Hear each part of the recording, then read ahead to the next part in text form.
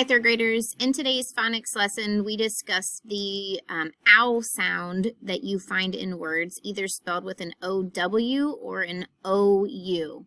So for today's activity, you're going to build words that make the ow sound. You see in column A over here, you have some different ending sounds that have the ow with maybe a consonant at the end of them.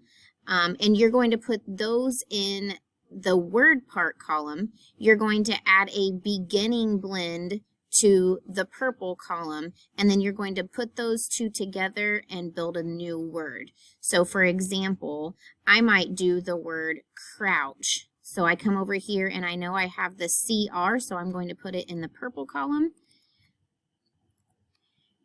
I know crouch has ouch at the end, so I find that down here. Here's ouch, O-U-C-H, so I'm going to type that in the pink column. And then I put the beginning blend with the ending sounds together and build my new word, ouch.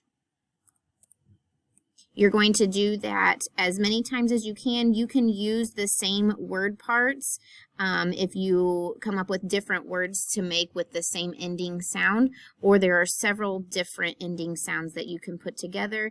If you come up with a different consonant blend at the beginning that is not listed over here, you can use those as well. So come up with as many words as you can here, blending the beginning and ending parts together to make a new word. Make sure that your words are real words and that they're spelled correctly.